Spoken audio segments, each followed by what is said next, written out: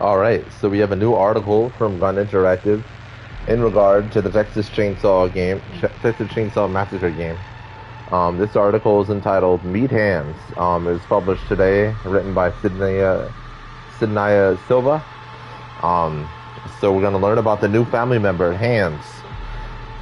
Learn about Hands, the terror of the Slaughter family. Hailing from the Bible of Kim Hankel, Hands is a distant cousin of the Slaughter family. The talented Robert Muke's House of a Thousand Corpses brings this 7 foot tall, nearly 350 pounds to life. Armed with a hammer and electronic traps, Robert makes Hands a force to be reckoned with. While Hands is a drag racing legend in Texas, what residents in town don't know is that he's got a dark, violent, and gruesome nature. He's the type of man who gets into grisly altercations at sleazy, run-down biker hangouts. During one of these fights, Hands beats a man to death, rips his face off, and proceeds to wear it as some kind of sick joke. This comes as no surprise, as Hands is massive, extremely powerful, and will kill you with his bare hands in minutes. After the altercation, Uncle Hands gives this human mask trophy to Leatherface, inadvertently creating a lifelong obsession for the kid. Being able to work with Kim Henkel to bring his original vision of Hands to life from his character Bible has been both gratifying and amazing, honoring authenticity and adding more layers to the lore of the Texas Chainsaw Massacre has been a dream come true. I hope players will find him as terrifying and as brutal as I do. Ronnie Hobbs, creator director, Gun Interactive. Aside from wielding a hammer, players will find Hands to be a great asset to any family team composition. Hands specializes in locking down areas such as using his homemade electro traps to booby trap barricades, crawl spaces, and other metal objects. Since Hands knows the ins and outs of the machines, his ripstall ability can be used to physically rip out valves and fuses, as well as being able to start the generator or battery quickly if all else fails. Hands can use his body to take on a defensive stance. Again, anyone silly enough to approach him runs the risk of being knocked down by a well-timed barge. I'm so excited for folks to see what I brought to the table with Hands. The Texas Chainsaw Massacre is one of my all-time favorite horror movies. I first saw it at 12 years old and thought it was a documentary because it felt so real. It's amazing that I now get to work with an IP that means so much to me. With Kane Hodder doing stunt coordination, I had a blast mocapping Hands as I used his hammer to bash victims upside the head. Robert Mukes, actor. Hands will be arriving to the Texas Chainsaw Massacre on June 11, 2024. Keep the conversation going on our official subreddit, Texas Chainsaw Game, X, Instagram, and Facebook. So this is really cool. It seems like this new family member will have all manner of abilities and everything. He's definitely a good counter to Danny, and it just seems like a good counter to the Rush meta, which is pretty cool for family members who I guess struggle, um, especially if they do end up changing the skill tree in a manner that balances the game out more. Because the only reason the in-game rush meta exists is because family rushes the basement. So if they're rushing the basement, then victims have to rush out. You know what I mean? If you're getting blitzed in the basement, it just ruins the stealth aspect of the game, you know? And family mains will always argue, well, grandpa only gets woken up. He gets woken up multiple ways, you know what I mean? You can wake him up by feeding him enough blood. You can wake him up by killing a victim right away in the basement.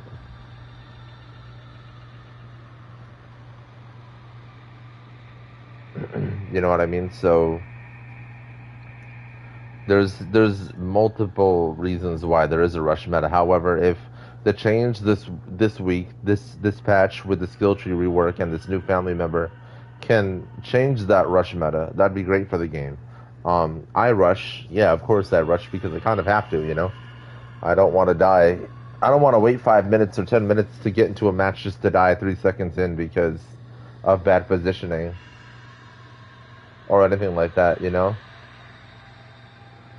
And that can happen, and it's just really frustrating, you know. And then you just gotta sit there and watch everybody else play. You have no points or anything, and it just ruins the whole horror aspect of the game because at that point it's not even horror; it's just a sweat fest. It's just like what I always keep talking about. It ends up being a dick measuring contest, and just like, who even cares? Oh, you got the 4K. Oh, you got out in 2 minutes. Who cares? Because you ultimately get nothing out of that, you know.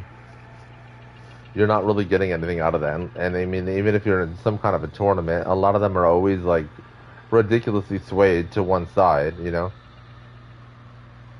Most people just run a tournament for their friends to win it, you know what I mean? It's not really anything. There's always an angle to when people run tournaments in games like this, especially, you know what I mean? There's always an angle. No matter what anybody tells you, no matter how genuine you think the streamer is that's running it, there's always an angle to it. And so it's just best to just play it for fun, play it for the horror experience, which is what it was intended to be, and not allow it to be a sweaty competitive game because that ruins it. That takes away from the fun of it. That takes away from the experience of it. You end up getting cursed out in the end of the lobby by somebody who is used to playing competitive games and just brings that attitude to a game like this, which isn't developed that way, isn't meant to be played that way. And it's not smoothed out to be played that way, you know? But a lot of people bring that attitude to it, and it ruins it. And so it's just like, it's annoying because, like, I want to be good at the game, of course, and I don't want to die right away to some sweaty freaking, you know? I don't want to die to something like that because they're just going to tell you you're bad at the game and just completely abolish the whole idea of what the game's intention was in the first place, you know? The root of the game is a horror experience based off of the Texas Chainsaw Massacre movie. You know what I mean? It's not, oh, I'm the Texas Chainsaw God, I'm the escape God, I've got 10,000 escapes. Who even cares? Like, who cares how many escapes you have? It doesn't really take much skill because most of the game is based off of RNG. Neither side takes any skill. I don't care what anybody says. It doesn't take skill. It's an RNG based game, and because it's an RNG based game, none of it is going to take any skill at the end of the day. It's all based on the RNG of the map and everything and the positioning you start in and all that. That's what it's all based off of. Most of these games, that's what they're all based off of. And when it ends up being a dick measuring contest or this competitive sweat fest, you're not getting anything out of it. You're just not achieving anything in your real life, and so you can only achieve it via the simulation of the game itself. And so you're just achieving something in a simulation, and you're not, like, what kind of a that's just false gratification at that point. It's false gratification. You're not getting anything out of it. You didn't really win anything. Yeah, you won the match, but what does that do for you in real life? What are you getting out of that in real life? You're proving somebody wrong. Does it really matter at the end of the day whether you got proved wrong or right? Is that going to help you advance yourself in your real life? Is that going to help you advance your career? What does it do for you? Nothing. Why not just enjoy the game, watch the movie, meet some friends, meet new people? You know what I mean? That's all, like, and that's the main thing. That's what people need to focus on when they play games like this. I wish the devs would talk more about that. Maybe make a video about that in the game, but they won't. Unfortunately, I don't see any dev like having the courage to really stand up and like kind of put that out there and try to motivate that. But I don't know. I wish the main thing, get rid of this shit.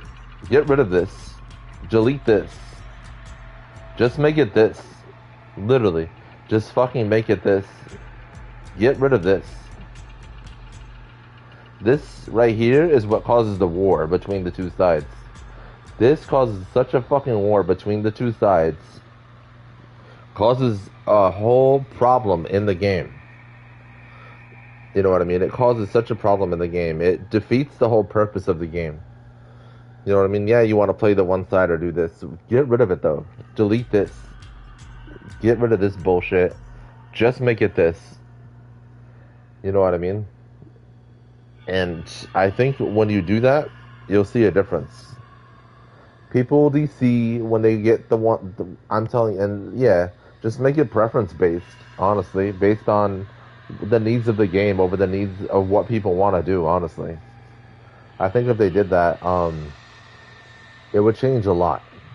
And I know people only want to play this side, they only want to play that side, but if you get rid of these two, it won't matter anymore what side you're playing, because at that point you'll just want to play the game. You won't care about what side you play, because you'll get used to playing both sides so much, and you'll enjoy the game for what it is, you know? And of course there's always going to be people talking shit because they are miserable. People that do that are fucking miserable with themselves. They are miserable with themselves, miserable with their lives, miserable, and they want to bring you to where they're at. They want you to feel just as much as shitty as they do. They don't give a fuck about you. They don't care about you. They want their experience to be the best at your expense. You know what I mean? And that's literally what the game is meant to do, is give you an experience. It's a survival horror experience, a simulation, and it's meant to just give you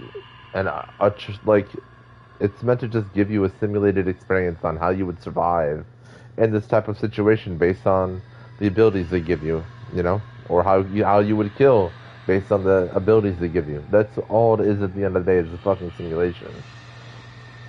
You know what I mean? Like, you're not Leatherface. You're not Leland. You're not Connie. You're just playing a role in a simulation, a horror experience simulation. You know?